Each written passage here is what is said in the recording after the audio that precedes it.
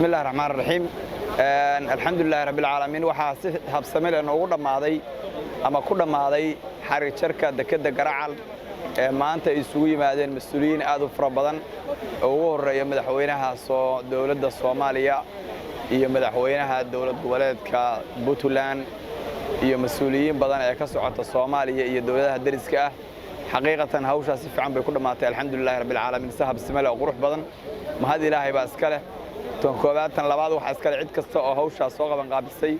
oo ugu horeysay maamulkii shirkadda wadaagsan iyo maamulka degmada Jiriban iyo maamulka gobolka Mudug iyo dawladda Puntland oo arintan gacanta ku haysay aad iyo aad u mahadsan yihiin waxa ka dhacay guul taariikhi ah waxa ka dhacday xaflad xaqiiqatan aad iyo aad u qurux badan oo xaflad intaan tagay xafladii ugu qurux badnayd ahayd ugu heer sareysay si habsami leh oo kalsooni leh ay ku soo dhamaatay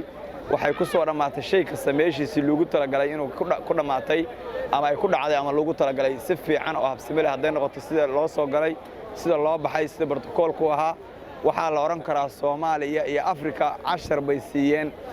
maamuuska in hawshii sida ay rabtay u dhacday 100% way ku mahadsan mar labaad mar saddexaad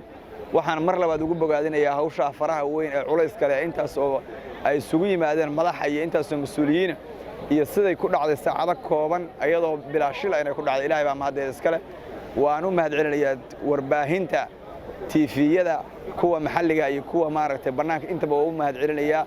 si habsami leh u taminayay waxaan Ilaahay ka baryaynaa dekeddan maanta xariga aan jarnay inay noqoto deked taariikhi ah caruurteena dhashay ilaa qiyaam saaca lagu intifaaco inay noqoto hooyo Soomaaliya ayaan rajaynaynaa Ilaahay ka baryaynaa Garacal hooyo Soomaaliya inay noqoto